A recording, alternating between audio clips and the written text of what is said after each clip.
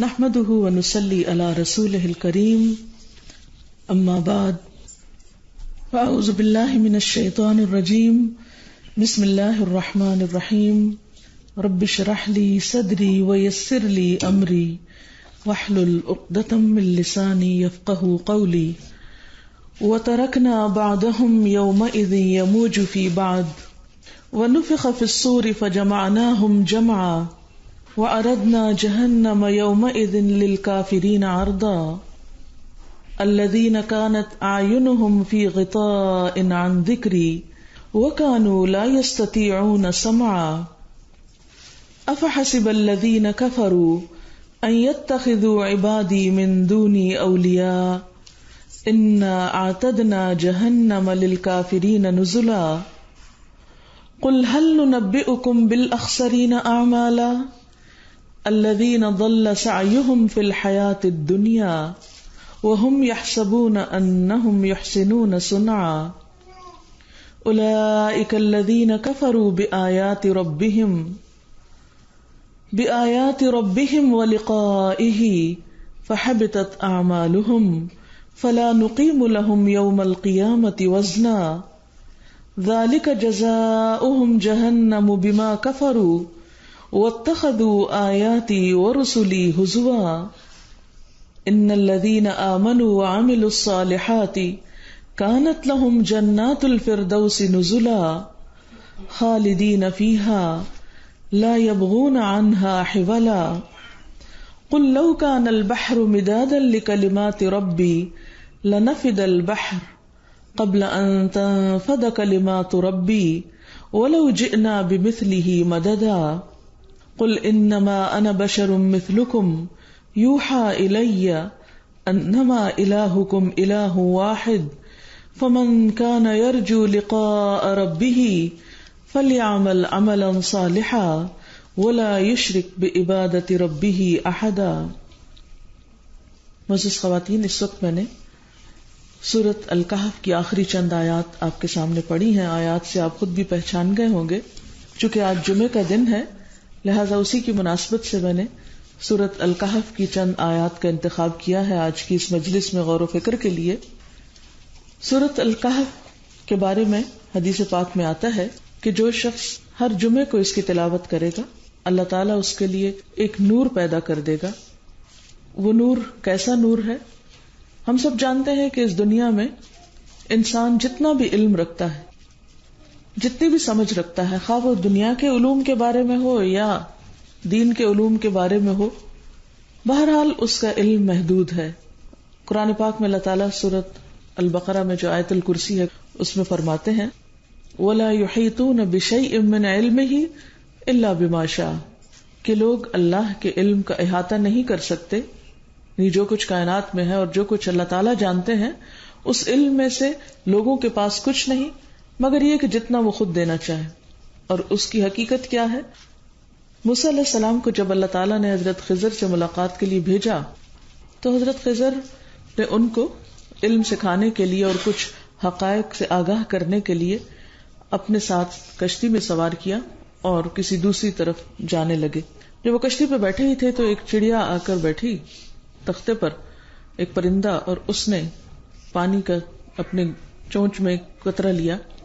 تو انہوں نے پہلی بات تو یہ سمجھائی کہ اللہ تعالیٰ کے علم کے مقابلے میں پوری انسانیت کا علم اس قطرے کے برابر بھی نہیں، اس سمندر کے مقابلے میں.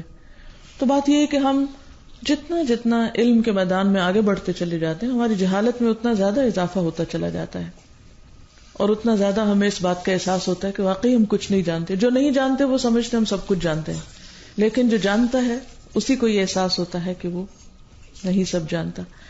اب یہ ہے کہ اتنے محدود علم کے بارے میں، اور وہ بھی ہماری نظر صرف یک رخی ہوتی ہے. ہماری کمزوری یہ ہے کہ ہم ایک وقت میں صرف ایک طرف دیکھ سکتے ہیں، دوسری طرف نہیں دیکھ سکتے. مثلا میں صرف آپ کو دیکھ سکتی ہوں، آپ میرے سامنے دیکھ سکتے ہیں. میں اس وقت بالکل اپنے پیچھے نہیں دیکھ سکتی، آپ اپنے پیچھے نہیں دیکھ سکتے. اسی طرح کوئی بھی معاملہ ہمارے سامنے ہوتا ہے تو جس طرح کوائن کے دو رخ ہوتے ہیں اور ہمارے سامنے کوائن کا صرف ایک رخ ہوتا ہے، اگر ہم دوسرا دیکھنا چاہیں گے تو دوسرا اوجھل ہو جائے گا. تو اپنے وسیع ترین علم اور تجربے اور سب کچھ کے باوجود ہمارا علم جو ہے وہ بہرحال بہت ہی محدود ہے. اور اس کے ساتھ یہ کہ زندگی میں ہمارے سامنے ایک بہت بڑا امتحان ہے. اللہ تعالیٰ نے ہمیں پیدا کیا, عقل اور شعور بخشا, اور اس کے ساتھ ہمیں اس دنیا میں بھیج کر یہ دیکھا جا رہا ہے کہ ہم میں سے اچھے کام کون کرتا ہے. لِيَبْلُوَكُمْ أَيُّكُمْ أَحْسَنُ عَمَلًا, احسن عمل کس کا ہے, سب سے اچھے کام کس کے ہیں. اب اس کا فیصلہ کرنا کہ سب سے اچھے کام کس کے ہیں اور کیا واقعی جو کچھ میں کر رہی ہوں وہ اچھا ہے بھی یا نہیں, اور اس اچھے کا پھر معیار کیا ہے, کیا میری نظر میں جو اچھا ہے وہ اچھا ہے یا جو اللہ تعالیٰ کی نظر میں اچھا ہے وہ اچھا ہے, اور اللہ تعالیٰ کی نظر میں بھی کیا اچھا ہے. بہت سی چیزوں کے بارے میں قرآن و سنت میں ہم بعض اوقات ڈوز اینڈ ڈونٹس کا علم حاصل کر لیتے ہیں, یہ جائز ہے, یہ ناجائز ہے, یہ حلال ہے, یہ حرام ہے, یہ اچھا ہے, یہ برا ہے. کچھ ہم اپنے کلچر سے, کچھ سوسائٹی سے, کچھ لوگوں سے, مختلف ذرائع سے, ہم مختلف سورسز سے علم حاصل کرتے رہتے ہیں, اور اس کی بیس پر ہم کچھ اپنے ذہن میں ایک خیال رکھتے ہیں اچھائی اور برائی کا, اور اس میں سے بھی بعض اوقات جس چیز کو ہم اچھا سمجھتے ہیں اس کو کرتے نہیں ہیں, اور جس چیز کو ہم برا سمجھتے ہیں اور جس کو غلط سمجھتے ہیں اس کے باوجود اس کو کرتے ہیں. تو ہماری بہت سی لمیٹیشنز ہیں. تو بات یہ ہے کہ ہم بہرحال ایک امتحان میں ہیں, اور ہم سے اسی بات کی پوچھ ہوگی کہ ہم جو کچھ کر رہے ہیں وہ صحیح ہے بھی یا نہیں. تو علم کے ساتھ ساتھ انسان کو ایک خاص بصیرت کی ضرورت رہتی ہے. محض کسی بھی چیز کا ایک علم کافی نہیں ہوتا. مثلا اگر آپ کسی بھی خاص فیلڈ میں ہیں, کوئی بھی آپ کا فیلڈ ہے, اس میں آپ نے دیکھا ہوگا ایک کلاس میں پڑھنے والے 3-4 سال اکٹھے رہنے والے اکٹھے گریجویٹ کرتے ہیں, لیکن جب وہ پریکٹیکل لائف میں جاتے ہیں تو ہر ایک کا ایٹیٹیوڈ مختلف ہوتا ہے. ایک سال میں ایک ڈگری کرنے والے جب وہ عملی میدان میں آتے ہیں تو آپ نے دیکھا ہوگا کہ ہر ایک کا رویہ, ہر ایک کی جابز, ہر ایک کا طریقہ کار بالکل مختلف ہو جاتا ہے. یہ کہاں سے اختلاف پڑتا ہے؟ یہ اختلاف ہر شخص کی اپنی سمجھ بوجھ اور انڈرسٹینڈنگ اور اس کے ایکسپیرینس اور اس کے ماحول اور اس کی بہت سی چیزوں سے متاثر ہوتا ہے, اور اس سے بہت سی چیزوں میں فرق آ جاتا ہے. انسان وہی ہوتے ہیں, ایک سوسائٹی میں ان کا رویہ مختلف ہوتا ہے, دوسرے معاشرے میں جا کر ان کا رویہ بالکل اور ہو جاتا ہے. تو یہ سارے فیکٹرز ہمارے اوپر اثر انداز ہوتے ہیں. ایسے میں ہر انسان کو سطحی اور ظاہری علم کے علاوہ اللہ تعالی کی طرف سے ملنے والی حکمت اور نور چاہیے ہوتا ہے, کیونکہ ہر چیز 2 اور 2 4 نہیں ہو سکتی. ہر چیز کو آپ بلیک اور وائٹ میں نہیں دیکھ سکتے. گرے ایریا ہمیشہ موجود رہتا ہے, اور اس گرے ایریا میں ہماری لمٹس کیا ہیں, ہمیں کیا کرنا چاہیے, کہاں تک ہم جا سکتے ہیں, کہاں تک نہیں جا سکتے, کیا کرنا ہمارے حق میں بہتر ہے, کیا ہمارے لیے ٹھیک نہیں ہے. ہمارا امتحان ہمیشہ اس میں ہوتا ہے. جو بلیک اینڈ وائٹ ہے اس میں اتنا امتحان نہیں ہوتا, یہ کرنا ہے یہ نہیں کرنا. مثلا بلیک اینڈ وائٹ کیا ہے؟ لا الہ الا اللہ کا پڑھنا اور نہ پڑھنا. لا الہ الا اللہ پڑھ لی, مسلمان ہو گئے, اندھیرے سے روشنی میں آ گئے, ایک طرف سے دوسری طرف پلٹ گئے. اسی طرح بہت سی چیزوں میں نماز پڑھنا یا نہ پڑھنا برابر نہیں ہوتا, جیسے قرآن پاک میں بھی آتا ہے, احادیث سے بھی ہمیں پتہ چلتا ہے کہ مومن اور کافر کے درمیان جو بہت بڑا فرق ہے وہ نماز کا ہے. یعنی کوئی شخص مسلمان ہوتے ہوئے نماز نہ پڑھے تو یہ ایک اجنبی اور انوکھی سی بات ہے کہ کوئی شخص مسلمان بھی ہو اور پھر وہ اللہ تعالیٰ کا شکر گزار نہ ہو, اور اللہ تعالیٰ سے اس کا کسی قسم کا کوئی تعلق نہ ہو, کوئی کمیونیکیشن نہ ہو. نماز کے ذریعے جو اللہ تعالیٰ نے خود ایک طریقہ مقرر کیا وہ طریقہ ہی نہ ہو. تو بالکل ایسے ہی ہے جیسے مثال کے طور پر اگر آپ کسی خاص ملک میں جانا چاہتے ہیں اور آپ چاہتے ہیں کہ آپ ویزے کے بغیر ہی چلے جائیں تو یہ ایک بھول ہوگی. اور ویزا لینے کے لیے آپ خواہ کوئی بھی ہو, آپ کو بعض اوقات ریکوائرمنٹ ہوتی ہے کہ وہ فلاں خاص ایمبیسی میں فلاں ونڈو پر آ کر آپ انٹرویو دیں, کمیونیکیٹ کریں, اور اس کے بعد آپ کو ایک لائسنس دیا جائے گا. بالکل اسی طرح اللہ تعالیٰ کی بنائی ہوئی وہ جنت کہ جس کی وسعت جو ہے وہ زمین و آسمان کے برابر ہے, وہ ایک ادر لینڈ ہے اور ایک بہت ہی خوبصورت جگہ ہے. اس میں جانے کے لیے بھی ایک خاص قسم کا لائسنس یا پرمٹ چاہیے, یا ایک دوسرے لفظوں میں ویزا کہہ لیجئے اس کو, وہ چاہیے اس کی زمین پر بھی قدم رکھنے کے لیے. اور اس کے لیے بھی ضروری ہے کہ آپ کو ایک خاص پروسیس سے گزرنا ہے, اور جو سلسلہ اور جو طریقہ کار اللہ تعالیٰ نے طے کیا ہے اس طریقہ کار کو ماننا ہے, اسے تسلیم کرنا ہے, ایکسپٹ کرنا ہے, اور ان شرائط کو بھی پورا کرنا ہے, ان ریکوائرمنٹس کو پورا کرنا ہے جو مطلوب ہے. اور اس میں سے ایک ریکوائرمنٹ یہ بھی ہے کہ آپ دن میں 5 مختلف اوقات میں آ کر اللہ تعالیٰ سے ملاقات کریں. اس نے خود اپنے بندوں کے لیے اس چیز کو لازم قرار دیا, اور قیامت کے دن سب سے پہلا حساب بھی اسی چیز کے بارے میں ہوگا. اب یہ ہے کہ نماز کا پڑھنا اور نہ پڑھنا یس اور نو میں ایک بہت بڑا فرق کر دیتا ہے. زکوٰۃ دینا یا نہ دینا ایک بہت بڑا بلیک اینڈ وائٹ میں بہت بڑا فرق کر دیتا ہے. لیکن کچھ چیزیں ایسی ہیں کہ جس میں انسان فیصلہ نہیں کر پاتا، یا جس میں ہر وقت کوئی انسان کو بتانے والا نہیں ہوتا، ہر وقت کوئی آپ کو گائیڈ نہیں کر سکتا، ہر لمحے آپ کسی سے پوچھ نہیں سکتے اچھا میں اب کیا کروں اور اب کیا نہ کروں. مثال کے طور پر آپ اپنے بچے کی شادی کرتے ہیں، آپ اس کو بڑی بڑی چیزیں بتا دیتے ہیں موٹی موٹی، لیکن آپ اس کے ساتھ نہیں جاتے اور آپ اس کے ساتھ ہر وقت نہیں رہتے کہ آپ ہر وقت ہر بات میں اس کو مشورہ دیں، اچھا اب یہاں نہیں بیٹھنا، اب یہ نہیں کرنا، وہ نہیں کرنا. یہ سب اس کے اپنے ڈیسیژن پہ ہوتے ہیں، اس کے اپنی انڈرسٹینڈنگ پر ہوتی ہے اور وہ پچھلی ایک لمبی تربیت پر بیسڈ ہوتی ہیں. تو بالکل اسی طرح دین کے معاملے میں بھی انسان کو ہمیشہ ایک خاص رہنمائی، ایک خاص بصیرت، اور وہ جسے کہتے ہیں نا ایک تھرڈ آئی کی ضرورت ہوتی ہے.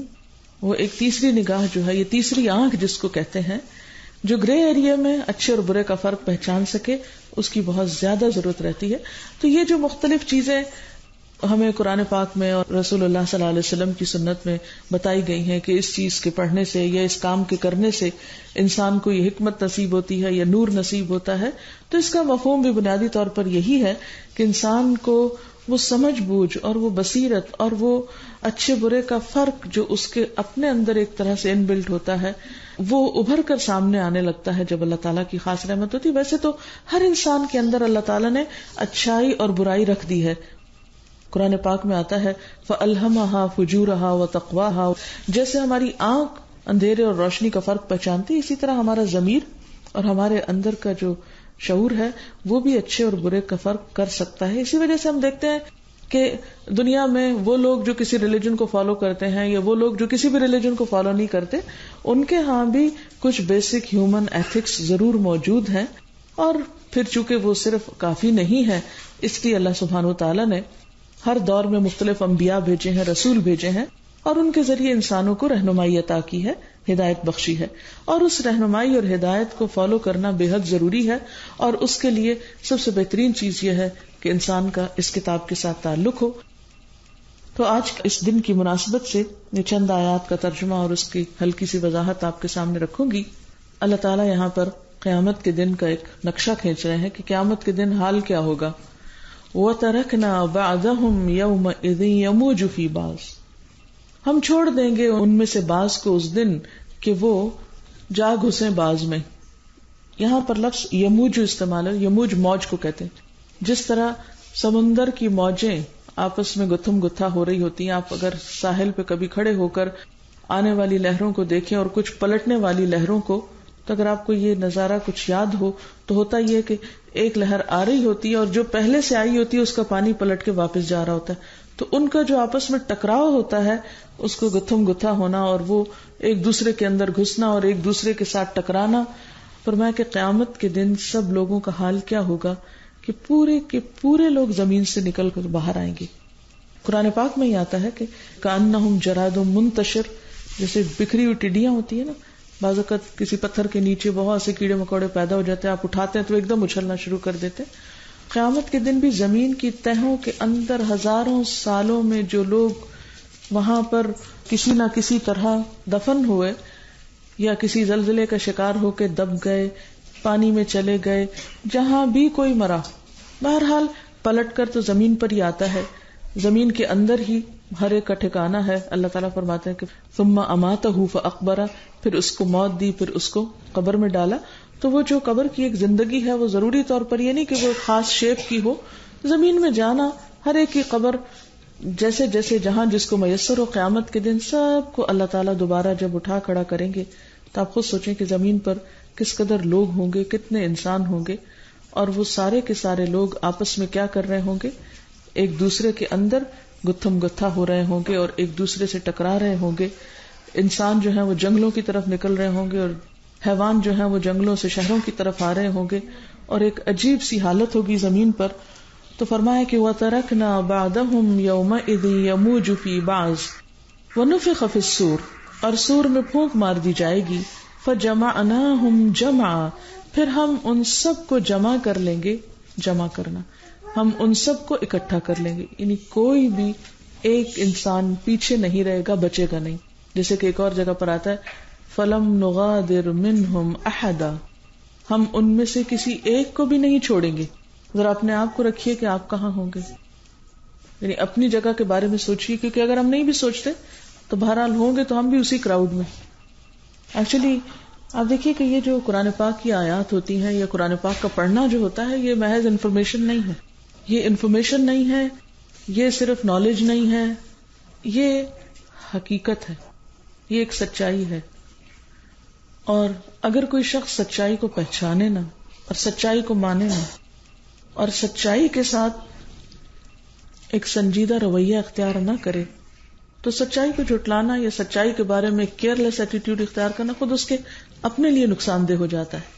تو یہاں پر کیا فرمایا جا رہا ہے کہ ہم اس دن ان کو اکٹھا کر لیں گے، سب کے سب کو ہم جمع کر لیں گے. سوچئے میں اور آپ کہاں ہوں گے. آپ دیکھیے کہ ایک پورے انسانوں کا کراؤڈ ہو. کبھی آپ کسی کراؤڈ میں گئے ہوں، اگر آپ کو یاد ہو، اگر آپ میں سے کسی نے حج کیا ہو، کہ سب سے بڑا کراؤڈ وہاں ہوتا ہے، اور وہ میں سمجھتی ہوں کہ بیسیکلی انسان کو آخرت کی یاد دلانے کا ایک بہترین طریقہ ہے. عام حالات میں یہاں آرام دہ گھروں میں رہ کے قیامت اور آخرت کی پہچان نہیں ہوتی ہمیں. وہاں جا کے نکلتے ہیں پھر پتہ چلتا ہے ایک تو شدید گرمی اور دوسرے ہجوم. آپ دیکھیے کہ جتنا ہجوم ہو اس میں حالت کیا ہوتی ہے. کچھ لوگوں کو تو فوبیا بھی ہوتا ہے، یعنی کہ بہت زیادہ لوگ کہیں اکٹھے، کلسٹر فوبیا ہوتا ہے، اکٹھے ہو جائیں تو اس سے ان کو ایک پریشانی ہوتی ہے کہ ویسے ہی گھبراہٹ ہونے لگتی ہے، کیونکہ انسانوں کی ایک گرمی اور ایک رش اور ایک پھر یہ پتہ نہیں چلتا کہ جانا کدھر ہے. پھر انسان کا یہ دل چاہتا ہے کہ جو اس کے اپنے پیارے ہوں وہ اس کے ساتھ ہوں. اس دفعہ اتفاق سے میں چھوٹی عید پر حرم میں تھی، تو عید کی نماز ہم نے اندر نہیں باہر پڑھی، کیونکہ صبح سویرے ہی اندر سب کچھ بھر گیا.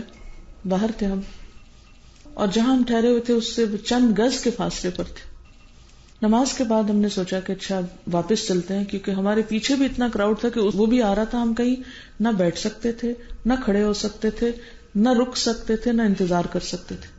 ہمیں لا محالہ جدھر سب لوگ جا رہے تھے اسی طرف کو جانا تھا. یہ وہ راستہ تھا جس میں ہم پورا مہینہ آتے جاتے رہے، لیکن لوگوں کے کراؤڈ میں نے اپنی بیٹی کا ہاتھ پکڑا ہوا تھا اور ہمیں یہ نہیں سمجھ آ رہی تھی کہ ہم کدھر جا رہے ہیں، وہ پتہ نہیں چل رہا تھا. اور جب کچھ کراؤڈ چھٹا تو ہم وہ اپنی ڈائریکشن سے کافی زیادہ دوسری طرف جا چکے تھے. پھر وہاں سے پلٹ کر دوبارہ جس اسٹریٹ میں جانا تھا اس طرف کو گئے. اس وقت مجھے قیامت یاد آ رہی تھی کہ قیامت کے دن کیا ہوگا. اور جب میں یہ آیت پڑھتی ہوں یومئذ یموج فی بعض، کہ سب ایک دوسرے میں گتھم گتھا ہو رہیں گے، اور وہ گتھم گتھا میں اتنی حبس اور اتنا پسینہ اور بالکل جیسے سانس نہیں آ رہا، کوئی بے ہوش ہو رہا ہے، کوئی کسی سے ٹکرا رہا ہے، کوئی کہیں پھنس کے اس کا دم گھٹ رہا ہے، پسلیاں کسی کی وہ آپس میں ٹکرا رہی ہیں. اور پھر اس وقت پھر بھی اطمینان تھا کہ ہم دو ہیں، اگر ایک کو کچھ ہو گیا خدا نخواستہ تو دوسرا تو ہے. لیکن وہاں تو اپنے کہاں ہوں گے. قرآن پاک میں اللہ تعالیٰ فرماتے ہیں کہ اس دن یوم یفر المرء من اخیہ وامہ وابیہ وصاحبتہ وبنیہ لکل امرئ منہم یومئذ شأن یغنیہ، کہ اس دن ہر انسان کیا کرے گا؟ فرار حاصل کرے گا، بھاگ نکلے گا، چھوڑ جائے گا، بے وفائی کرے گا. یفر المرء من اخیہ، اپنے بھائی سے، وامہ، اپنی ماں سے، وابیہ، اپنے ہی باپ سے، وصاحبتہ، اپنی بیوی سے، وبنیہ، اپنے بیٹے سے. ایک ایک رشتہ گن کے بتایا اللہ تعالیٰ نے کہ کوئی بھی رشتہ ایسا نہیں ہوگا کہ جو انسان کو سہارا دے. ایک دفعہ رسول اللہ صلی اللہ علیہ وسلم اور حضرت عائشہ بیٹھے ہوئے تھے تو حضرت عائشہ رونے لگی. تو آپ صلی اللہ علیہ وسلم نے پوچھا کہ عائشہ کیوں روتی ہو؟ کہنے لگی کہ جہنم کی یاد سے رو رہی ہوں، مجھے آخرت کا دن یاد آ رہا ہے تو میں رو رہی ہوں. آپ دیکھیے کہ ہم میاں بیوی میں کبھی ایسی کوئی بات ہوئی ہے کہ ہم ایک دوسرے کے سامنے بیٹھ کے آخرت کو سوچ کے رو رہے ہیں؟ عورتیں بہت روتی ہیں، بہت سی باتوں پہ شوہر کے سامنے بیٹھ کے روتی ہیں، لیکن میرا نہیں خیال کہ ہماری ساری زندگی میں کوئی ایک دن ہم شوہر کے سامنے بیٹھ کے یا گھر میں اکیلے بیٹھ کے آخرت کو یاد کر کے رو رہے ہیں. ہم دنیا کے چھوٹے چھوٹے مسئلوں میں ضرور روتے ہیں، چھوٹی چھوٹی چیزوں پہ ضرور شکایت کرتے ہیں. آخرت چونکہ مسئلہ ہی نہیں ہے اس لیے اس کا غم ہی نہیں، اس کی فکر ہی نہیں. فکریں ہمیں چھوٹی چھوٹی ایسی حقیر چیزوں کی فکریں ہیں کہ جو فکریں ہونی نہیں چاہیے، کیونکہ یہ دل دنیا کی حقیر چیزوں کی فکر کے لیے نہیں ہے، اس بڑے دن کے لیے. بہرحال اب حضرت عائشہ نے کہا کہ اللہ کے رسول صلی اللہ علیہ وسلم میں آخرت کو یاد کر کے رو رہی ہوں. اور پھر بہت لاڈ سے پوچھا کہ کیا آپ اس دن مجھے یاد رکھیں گے؟ جیسے ہر ایک شوہر بیوی کے درمیان محبت اور عہد اور وفا کی باتیں ہوتی ہیں کہ اچھا فلاں موقع پہ یاد رکھیں گے، بڑھاپے میں یاد رکھیں گے، فلاں فلاں وغیرہ وغیرہ. ہم زیادہ سے زیادہ سوچتے ہیں تو دنیا کی چند سچویشن یاد کر کے ایک دوسرے کو وفاداریوں کے عہد تازہ کرتے رہتے ہیں، لیکن آخرت نہیں. تو کہنے لگے کہ اے عائشہ 3 مقامات ایسے ہیں جس میں کوئی کسی کو یاد نہیں رکھے گا اور میں بھی تمہیں یاد نہیں رکھوں گا. صاف بتا دی کہ میں تمہیں یاد نہیں رکھوں گا. اور وہ 3 جگہ کون سی ہیں؟ نمبر 1، جب اعمال نامے تولے جا رہے ہوں گے، جب وزن ہو رہا ہوگا، کیونکہ وزن ہونے کے بعد لوگوں کو تقسیم ہوگی نا کہ کس ہاتھ میں کس کو دیا جانا چاہیے. اور دوسرا وہ وقت جب ہاتھوں میں پکڑائے جا رہے ہوں گے، یعنی تقسیم ہو رہے ہوں گے نامہ اعمال. اس وقت ہر ایک کی حالت بری ہوگی. کبھی آپ یاد کریں آپ نے کوئی ایگزام دیا ہو اور اسکول میں ٹیچر نے آپ کا رزلٹ واپس کرنا اور سب کو پیپرز واپس مل رہے ہوں، تو اس وقت چاہے کتنا بھی پڑھا ہو، یہ رزلٹ سننے کے قریب دل کی کیا حالت ہوتی. چاہے آپ نے پوری کی پوری محنت کی ہو، 100% آپ نے آنسر صحیح لکھے ہو، لیکن وہ ایک گھبراہٹ جو ہوتی ہے یا ایک خوف جو ہوتا ہے کہ پتہ نہیں اب ہمارے سامنے کیا آتا ہے، ابھی ہمیں کیا ملے گا. تو بہرحال. اور تیسرا وہ کہ جب لوگ پل صراط پار کر رہے ہوں گے، اس وقت کوئی کسی کو نہیں پوچھے گا، ہر شخص اپنا رستہ دیکھ رہا ہوگا، ہر ایک کو اپنی فکر ہوگی. تو یہ دن ہم سب کے سامنے آنے والا ہے اور اس دن کی فکر ہمیں یہاں کرنی ہے. کیوں آپ صلی اللہ علیہ وسلم آخرت کی فکر میں روتے تھے؟ کیوں صحابہ کرام آخرت کی فکر کر کے بعض اوقات دھاڑے مار کے روتے تھے، بچوں کی طرح بلک کے روتے تھے؟ اتنے بہادر انسان. کیوں حضرت عمر کہتے تھے کہ اگر ساری دنیا کے انسان جنت میں چلے جائیں اور کہا جائے ایک نہیں جا سکتا، بس سب جائیں گے، ایک نہیں جا سکتا، تو میں سوچوں گا وہ میں ہوں. شاید میرے بارے میں یہ کہا جا رہا ہے کہ یہ ایک نہیں جا سکتا. اور ہم کیا سمجھتے ہیں کہ اگر یہ کہا جائے کہ صرف ایک شخص جنت میں جائے گا تو ہم سمجھیں گے وہ ہم ہیں، اور تو کوئی جائے گا یہ جائے گا، ہم تو جائیں گے، کیونکہ ہم ڈیزرو کرتے ہیں کچھ بھی نہ کر کے، کوئی فکر نہ کر کے. یعنی ہم اتنے بے فکر ہیں، دنیا میں اتنے مگن ہیں اور آخرت کے بارے میں اتنے بے فکر ہیں کہ جیسے کوئی پوچھ ہی نہ ہو، شاید کوئی حساب ہی نہ ہو. تو بہرحال فرمایا وَتَرَكْنَا بَعْدَهُمْ يَوْمَئِذٍ يَمُوجُ فِي بَعْضٍ وَنُفِخَ فِي الصُّورِ، اور سور میں پھونک مار دی جائے گی. فَجَمَعْنَاهُمْ جَمْعًا، ہم ان سب کو اکٹھا کر لیں گے. وَأَرَدْنَا جَهَنَّمَ يَوْمَئِذٍ لِلْكَافِرِينَ عَرْضًا، اور انکار کرنے والوں کے لیے، کفر کرنے والوں کے لیے، جس کے سامنے حق پہنچ گیا اور پھر اس نے تکبر سے مانا نہیں، ان کے سامنے ہم جہنم لے آئیں گے، سامنے کھول کے رکھ دی جائے گی. اور یہاں پر آپ دیکھیے کہ کس کو انکار کرنے والا کہا؟ الذین کانت اعینہم فی غطاء عن ذکری، وہ لوگ کہ جن کی نگاہیں میرے ذکر سے پردے میں تھی. یعنی اللہ کا ذکر کیا ہے؟ یہ کتاب. کیونکہ قرآن پاک کو ذکر کہا گیا ہے. سورۃ النحل میں آتا ہے انا نحن نزلنا الذکر وانا لہ لحافظون، کہ اس ذکر کے نازل کرنے والے ہم ہیں اور ہم ہی اس کی حفاظت کریں گے. تو یہ ذکر جو ہے اس سے ان کی آنکھوں پہ پردہ پڑا ہوا تھا، یعنی کبھی اس کتاب کو کھول کے بھی نہ دیکھا تھا. یا پچھلی امتوں کے لیے جو کتابیں آئیں یا جس کے لیے بھی جو ہدایت کا سامان آیا، انہوں نے اس کے بارے میں انتہائی غفلت برتی. اور حد تو یہ کہ وَكَانُوا لَا يَسْتَطِيعُونَ السَّمْعَ، سننے کی بھی استطاعت نہیں رکھتے تھے، سنتے بھی نہیں تھے. علم حاصل کرنے کے 2 ذرائع ہوتے ہیں.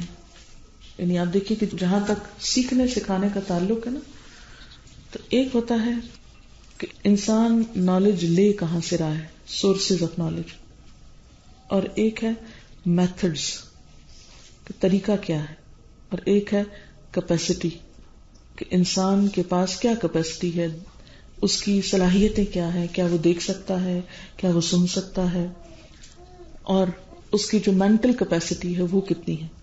ہر انسان کا حساب اس کی کیپیسٹی کے مطابق ہوگا.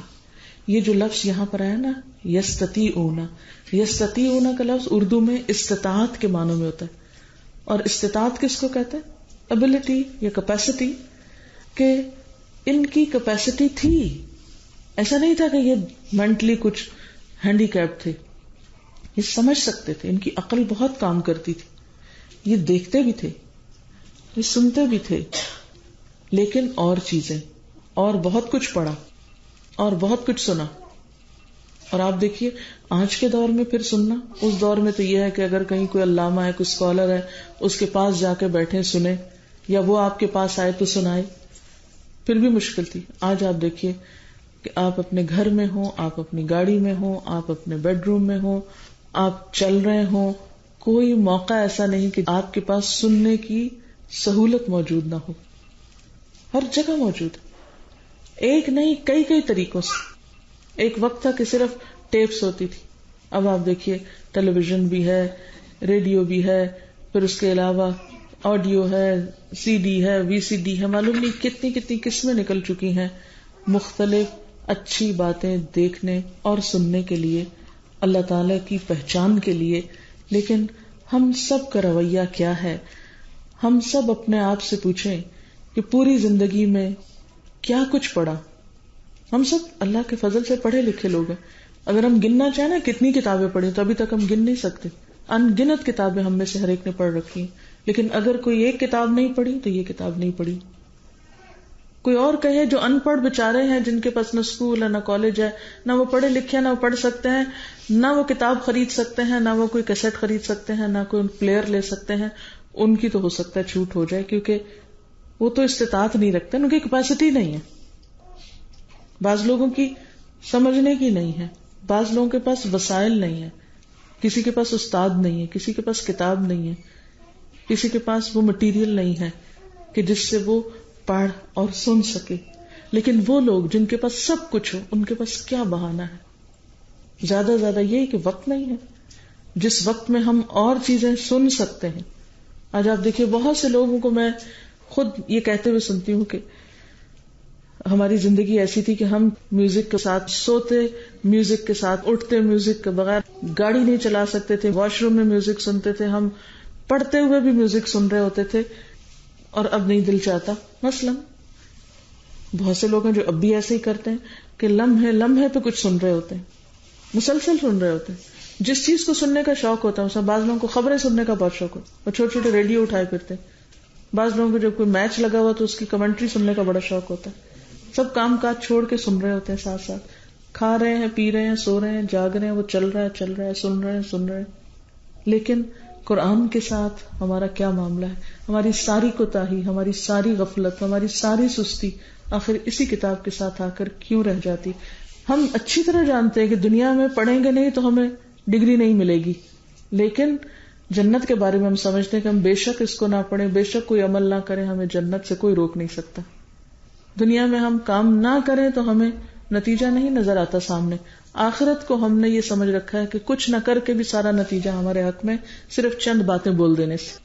تو آخرت کا معاملہ صرف چند باتیں کرنے کا معاملہ نہیں ہے، سراسر عمل کا معاملہ ہے.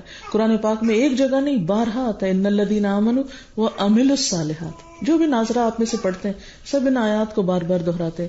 آمنوا وعملوا الصالحات، ایمان لائے اور اچھے کام کیے، عمل صالح کیے. تو عمل صالح کا معیار کیا ہے؟ وہ کیا کرائیٹیریا ہے کہ جس پر کوئی عمل صالح ہو جاتا ہے اور جس کے بغیر وہ عمل صالح نہیں رہتا؟ وہ آگے جا کر میں انہی آیات کی روشنی میں بتاؤں گی انشاءاللہ.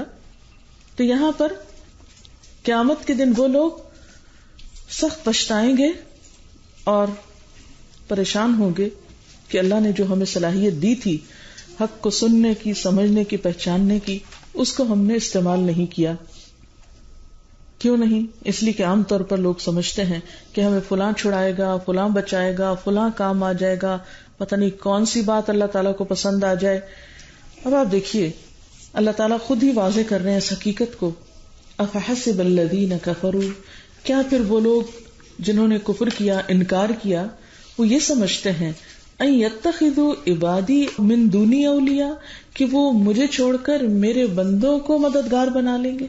یعنی میرے سے تو کوئی تعلق رکھتے نہیں لیکن بندوں میں خوب اٹکے ہوئے ہیں. وہ سمجھتے ہیں کہ یہ بندے ان کے کام آئیں گے، بندے ان کو اللہ سے بچائیں گے، ان کے حساب کے وقت وہ سامنے پیش ہو جائیں گے، ان کی نیکیاں ان کے کام آ جائیں گی. عام طور پر ہمارے معاشرے میں کانسیپٹ بہت ہے، فلاں کا پلو پکڑ لیں گے، فلاں کا دامن تھام لیں گے، فلاں کے سہارے پر ہم بھی پار ہو جائیں گے. وہ دنیا میں کیوں نہیں پار ہو جاتے کسی کے سہارے پر؟ دنیا میں کیوں نہیں آپ کسی بھی اسکول کالج میں داخلہ لے لیں اور کچھ پڑھے لکھے نہیں، کچھ توجہ نہیں کریں، اور پھر جب امتحان کا وقت آئے تو اپنی دوست سے کہیں کہ میرا بھی پرچہ لکھ دو، تم بہت لائق ہو اور تم نے بہت پڑھا ہے. کیسی دوستی ہے اگر تم مجھے اپنے نمبروں میں شریک نہ کرو؟ دنیا میں تو ایسی کوئی مذاق نہیں ہوتا. دنیا میں تو ہر شخص اپنا پڑھتا ہے، اپنا کام کرتا ہے. لیکن آخرت کے بارے میں کس نے ہمارے ذہنوں میں خلل ڈال دیا کہ ہم کچھ نہ کریں تو کسی اور کا کیا ہمارے کام آئے گا؟ ہرگز بھی نہیں، کسی کا کیا ہمارے کام نہیں آئے گا. ہر ایک کے لیے اپنا کچھ کرنا ہے. لیس للانسان الا ما سعى. ہر انسان کے لیے وہی کچھ ہے جس کی وہ خود کوشش کرے گا. لہذا یہاں پر فرمایا کہ انا اعتدنا جہنم للکافرین نزلا.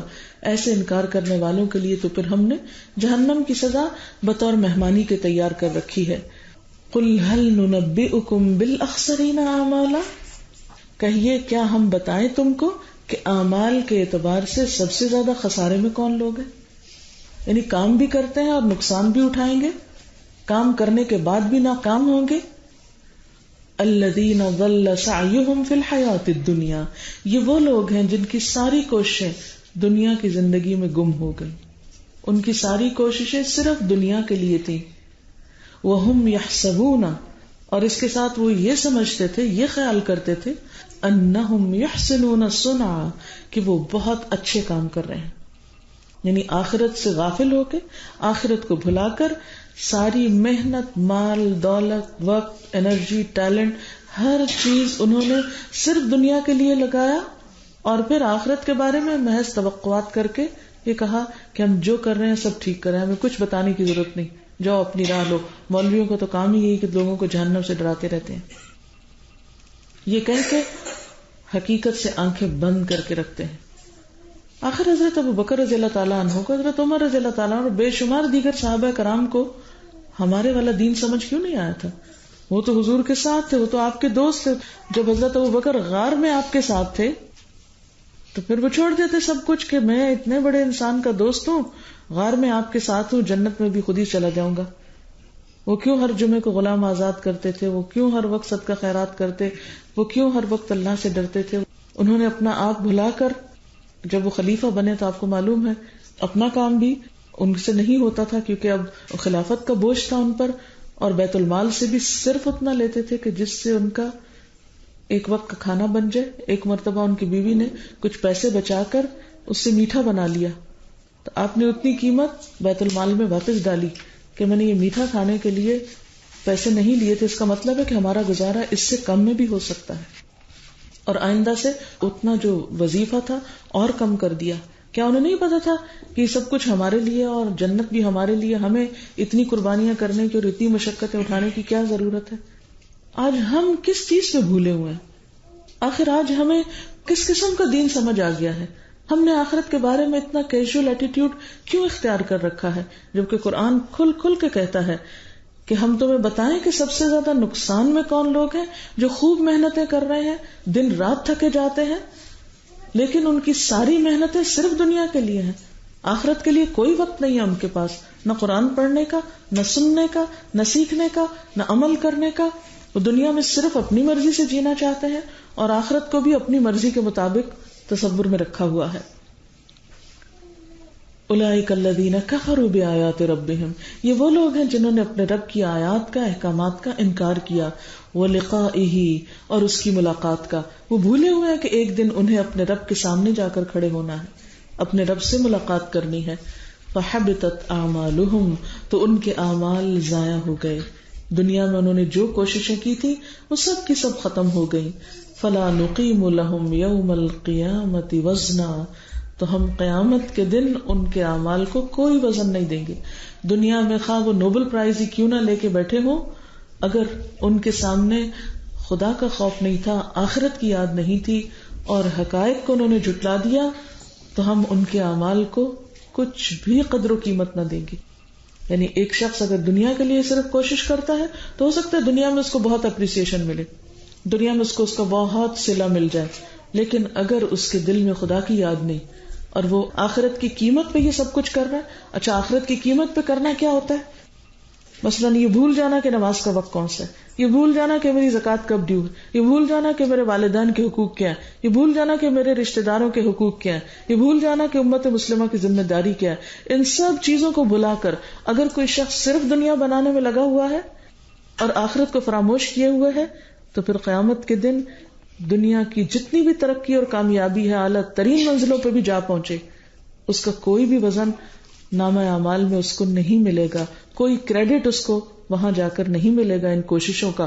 ہاں وہ شخص جو دنیا میں بھی محنت کرتا ہے لیکن اپنے سارے فرائض اللہ کے حقوق بھی ادا کرتا ہے اور بندوں کے حقوق بھی، کیونکہ دونوں ضروری ہیں.